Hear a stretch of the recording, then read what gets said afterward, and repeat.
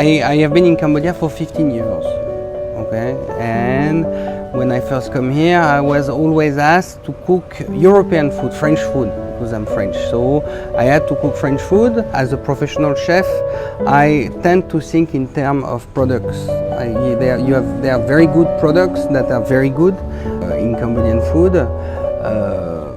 I think Cambodian food is as good as any food if it's well prepared. And you can find, especially in Siem you can find terrible Cambodian food, and you can find very good Cambodian food. Now it has changed a lot, but when I arrived, the products for French food were not very good in Cambodia because there was not many tourists. The importation were not very good.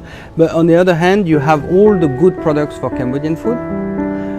So after working in a big hotel and do other things, I decided that I wanted to do a restaurant. The restaurant was first named Cuisine Domnak because when we opened 8 years ago, we were the only Western business in this area of town. There was nothing else. Now being a chef was not my childhood dream, but eventually I was not good enough at school, so I had to become a chef.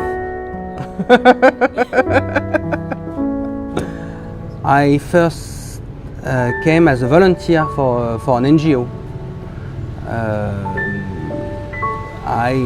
Before in France we had the military service, so every man has to spend 10 months in the army, but if you qualified enough you could change it to a volunteer service. So I came here as a volunteer for an NGO called Salabai, which is a cooking school.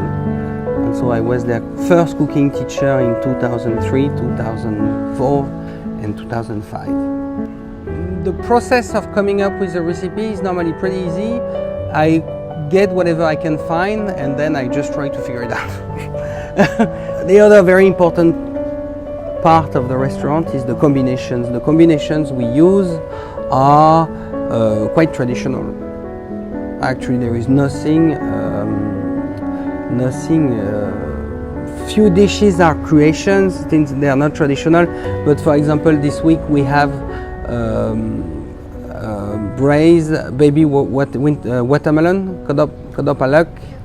We do ko merikche kodop alak. So it's the palm sugar, the green peppercorn, the baby watermelon, and then we serve that with trai chlang and green mango. So it's like ko trai, it's like shay, but it's turned into a different presentation. But at the end, if you try, the comment we get from Cambodians who come here is that it doesn't look like Cambodian food, but it tastes like Cambodian food, which is good. The other way wouldn't be good.